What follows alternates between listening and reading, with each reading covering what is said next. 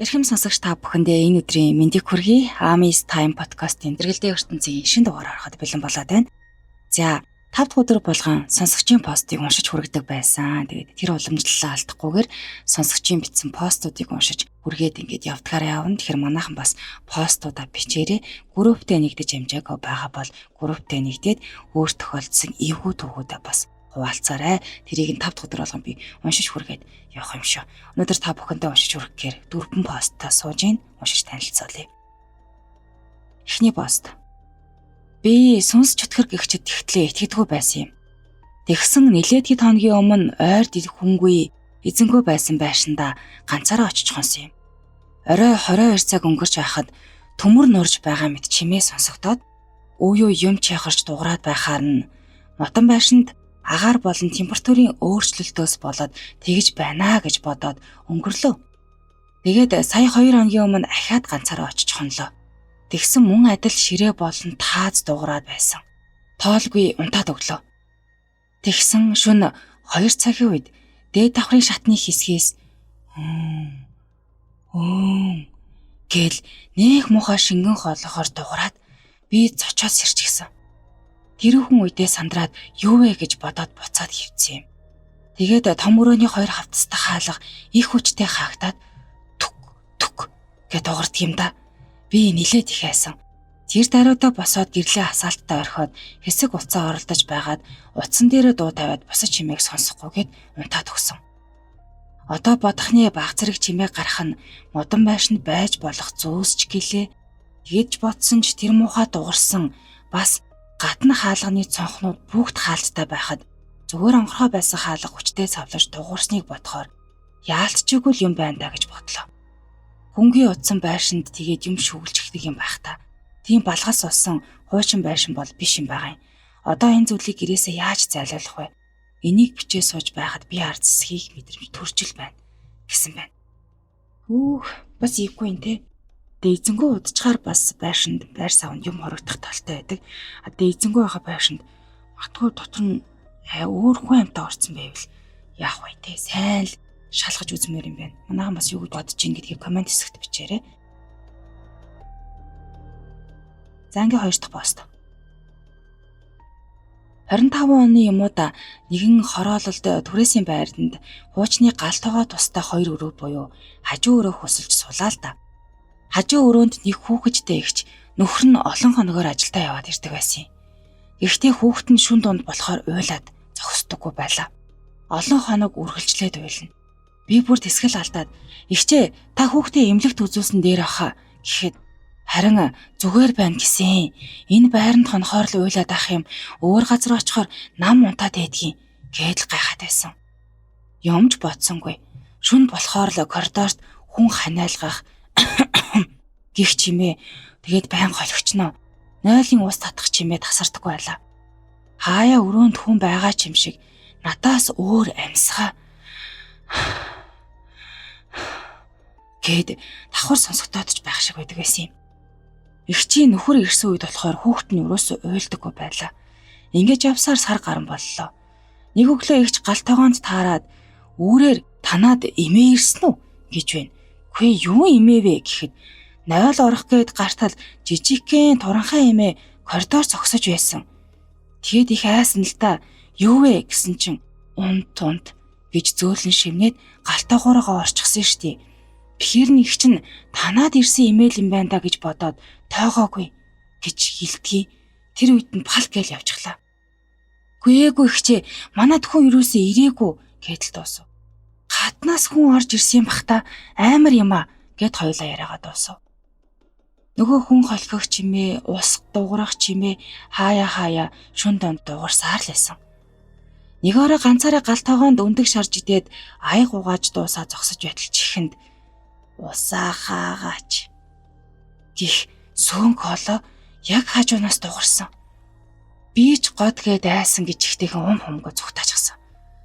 Босон явдлаа найзуудтай хэлэхэд инээдэн болоод л өнгөрдөг байлаа. Манайх сургуультай ойр байсан л та. 3 сараар хөсөө өгсөн болохоор очихоос өөр арга байгаагүй. Хажуу талын ихчийн хүүхэд уйлаад байгаа болохоор гэрт ирэхээ болов. Бас тэрий эмгэн харагдаад эвгүүгээд явсан ч гэж магадгүй. Ингээд нэг өрөө телевизээ үзээд ганцаараа өрөөндөө сууж байтал үзэж байгаа кинонод хаяа харанхуулаад дараагийн дүрс шилжихдээ яг тэр харанхуулсан хэсэг дээр миний хажууд их чи хилээдээс нөгөө жижигхэн эмээ хажууд сууж байсан. Дэлгэцэн дээр ойсон дүрсийг харсан л та. Юу вэ гэд хажуу дэшээ хартал хинч байгаагүй. Тэгээ шууд гэрээсээ гараагүй ч гэсэн. Маргааш нь найзуудтайгаа юм аваад шууд зайлсан да. Байрны эзэнт ч хэлээгүй. Хараал эзэн тэр байрны хажуугаар хаяа зүрхөд би харцаадгал юм гэсэн байна. Бурхан, ганц би юм байсан юм бах та. Ганц би хүмүүс ч хөшрөхөөрөө бүх юм хэмнэх гээд нэг тэгээд идэг тиймэрхүү юм байна. Эвгүй юм аа. Чиагуур дахь постыг уншиж үргэе. За 3 дахь пост их богинохон байсан. 70-аад онд нэг хүн Орос Хадааста Бакалта барилга дээр ажиллаж байхад нь төмөр листэн дээр зогсож байгаад тэр үдэн тогтоо утас ирээд төмрөнд нь наалтсан юм байна.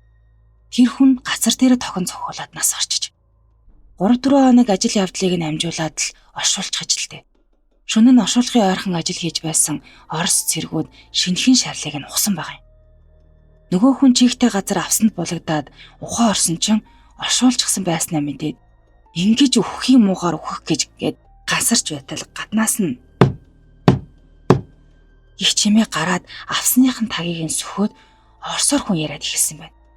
Тэгээд тонгоогоод ирэхээр нь гарнаас нь бариад татаад босоод ирсэн чинь өнөөхөө Орос ирнэ тэр тороо зөрөөд унчихж. Нүхнээс нь гараад иртэл 2 хүн цаашаага хөнгө зүгтаацсан гин. Тэр жигтэй гэртээ хараад нөгөө умсан саяны Орос цэрэг нь бодогдоод гандан руу очисон ч хинж байгаагүй байна. Харин нэг лам явж байхаар нь очиод учир байдлаа хэлжээ л дээ. Тэгээд гэрээ зааж өгöd оруулчихач. Нилээд байж ясна ээж нь орилоод л гараад ирсэн гин. Тэгээд ээжтэй тэрүүлсэн чиг ээж нь ухаан алдаад унчихач. Ээдстэ буу юм болно эстэй цагдаа имж энтер гээд. Харин нөгөө Орос цэрэг зүрх нь хаагтаад газар дээр нам өгчихсэн байсан гэсэн.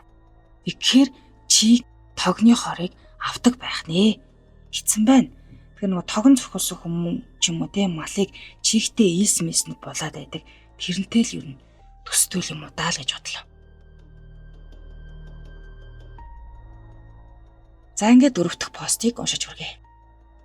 2022 оны өвөл яг 3 сарын 18-ны өдөр төрийн тусгай албан хаагчдын эмнэлэгт дадлагт гарлаа л да.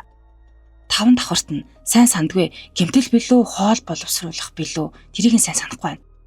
Яг ихний гарсан тасаг маань совлогчийн постныхоо урд 2 дэшээ явдаг коридортой яг өөдөөс нь хаалганы шатны хонгол байдаг. Тэгээд яг хажууд нь лифт байсан. Бас 2 лифттэй. Нэг нь сондгоо тоо давхарт зогсдог, нөгөөх нь болохоор тэгш тоото давхартаа зогсдог байсан. Тэгээд цаа талынх нь ахаад нэг лифт байсан. За тэгээд эхний өдөр шөнийн ээлжинд гарлаа л да. Би ч совлогчтойгоо юм яриад сайхан л байлаа. Шүн харин нойр хөрөхгүй, шүн босоод постн дээр суугаад лекцээ бичиж гэж байснаа болоод OMTV тэр үед их тренд болоод байсан юм. Тэр телевиз тэрлүүгээ жаал ярих гэж бодоод орлоо. Эхэндээ хүн олдохгүй байлаа. Тэгээд нэг юм хүмүүстэй яриа суулаа. Цаагч 3 өнгөрчөж. Тэгсэн гинэд лифт зогсоход гардаг дуу дуугарав. Би ч гайхаад хартал яг тэр лифт онгоож байна. Гайхаад өгтөл хаагдахгүй юм. Тэгсэн доошоо очсон нүдэн дээр хаагтаад байдгийн. Би ч хөөе шөнийн 3 цагт хий ирдэг байна гэд буцаад пост руугаа явж байтал шатны хонглын хаалга онгооччихсан байна. Би ч дотроо өглөөд л ятаргаатай юм а зөндөө олон шархтай хүмүүс байхад эргүү царайлаад гэд хайхраагүй. Тэгээд очтол нэг эмнэлгийн хувцастай хүн цаашаа хараа зогсож байна. Нилээд ажиглаад гарсан жаахан махлагдуу хүсээ хойшүүлсэн эмэгтэй хүн шиг байна. Би ч гайхаад эмэгтэй хүн ховор байсандаа гэд хөөе гэд дуудлаа. Эргээд хардаггүй. Тэгэхэр нь уурлаад шөнийн 3 өнгөрж иртээ унтаачтай юугаа игээд байгаа юм те гэд загнаад өгтөл хүүт тагаад л явчихсан. Тэгээд цаадаа энэ чи ивүүтлээ шүү гэж бодоод ухраад хаалгаа хаачихсан. Тэгээд нэг амьсгаа аваад пост руугаа гүйчихлээ. Нилээн хард сууж байгаа тайвшраад дахиад уцаараа оролдоо сууж байтал яг зүүн жигүүрийн цонх тогшож байна. Би ч Манай найз залуу ирээд тогшиж байгаа юм байх таа гэд баярлангуй босоод очиод хартал хинч байдаггүй. Тэгээд цонхруугаа ойртож харуул 5 давхарт байгаагаа санаад ёох зүрх пал гээл явчихсан. Тэгээд тэндээ хэр удаан зогссноо мэдэхгүй юм. Нэг л мэдхэд нөгөө постныхаа урд ярьчихсан зогсож байсан. Удалгүй жаахан тайвширч аваад дахиад цонхруу хартал нэг гар нь бүхэлдээ тасарчихсан эмэлхийн хувцастай хүн таллаад байна. Би ч ухаан байхгүй. Нэг мэдсэн постны арт талын өрөөнд ороо сууж байсан.